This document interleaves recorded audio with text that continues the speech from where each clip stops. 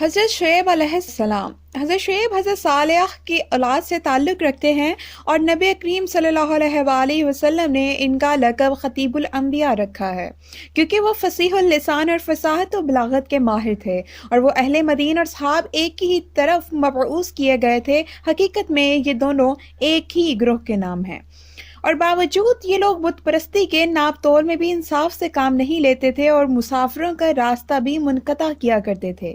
اسی قوم کی طرف حضرت شعیب علیہ السلام کو بھیجا گیا۔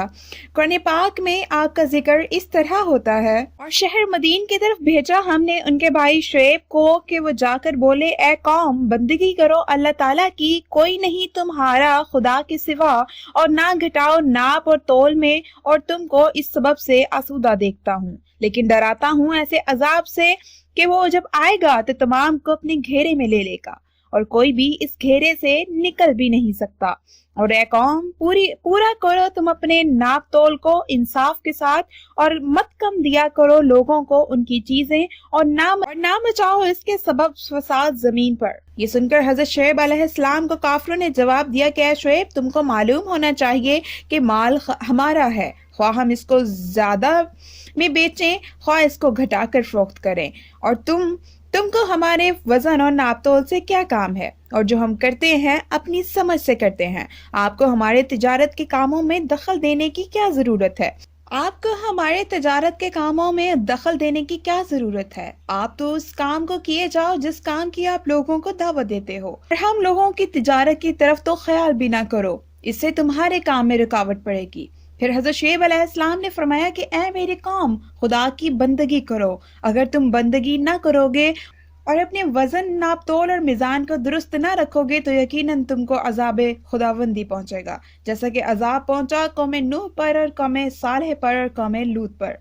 چنانچہ رب العزت قرآن پاک میں ارشاد فرماتے ہیں: اے میری قوم، زبر انگیختہ کرے تم کو میری مخالفت کی ضد میں خدا کی نافرمانی کرتے ہو، جیسا کہ ضد میں نافرمانی کرتی رہی قوم نوح اور قوم ہود اور قوم صالح اور قوم لوط، تو تم سے کچھ زیادہ دور بھی نہیں ہے۔ میری غرض یہ ہے کہ تم لوگ پروردگار کی طرف رجوع ہو اور اسی سے اپنے گناہوں کی معافی طلب کرو، بے شک میرا رب بہت مہربان اور محبت والا۔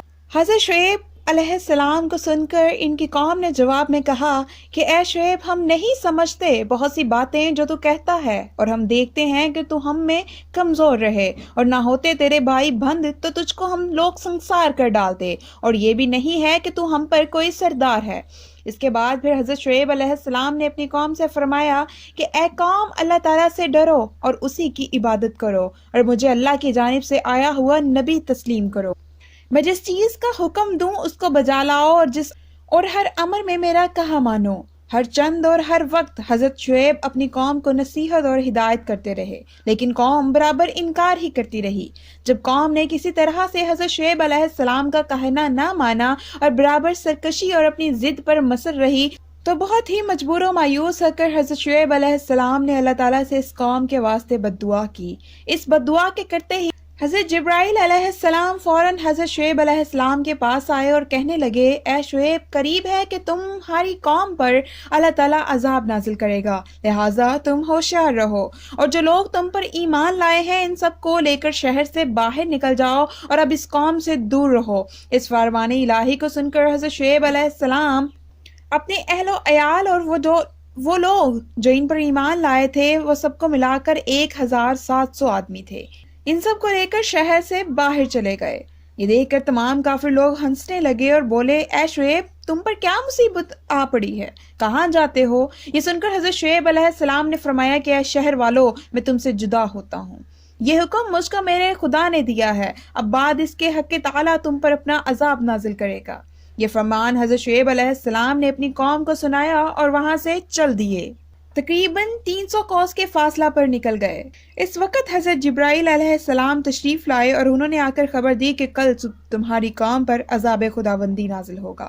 جب صبح ہوئی تو حضرت شعیب علیہ السلام عبادت الہی میں مشغول ہوئے، اور جتنی قوم کفار کی تھی وہ سب اپنے اپنے گھروں میں سوتے تھے۔ اسی وقت حضرت جبرائیل آئے اور خدا کے حکم سے ایک ایسی چیخ ماری کہ تمام کافر شہر میں ہلاک ہو گئے، یہاں تک کہ کوئی مویشی بھی نہ رہا، اور ایک آگ نمودار ہوئی کہ تمام لاشوں کو جلا گئی۔ اس عذاب الہی کے بعد حضرت شعیب علیہ السلام نے دربار الہی میں التجا کی کہ میرے پروردگار میں کہاں جاؤں اور کس جگہ رہوں۔ غیب سے ندا آئی کہ اے میرے پیغمبر تم اپنے اپنے گھروں میں جا کر رہو۔ یہ حکم الہی سن کر حضرت شعیب اپنی قوم جو آپ پر ایمان لا چکی تھی ان کے ہمراہ اور آپ کے ہمراہ تھی ان سب کو لے کر شہر میں آئے اور دیکھا کہ سارے مردود جل بن کر خاک ہو گئے ہیں۔ پھر شعیب علیہ السلام کے دوبارہ آ جانے سے شہر مدین آباد ہوا، وہاں کے اشجار و درخت کثرت سے پیدا ہونے لگے۔ روایت ہے کہ حضرت شعیب علیہ السلام نے اپنی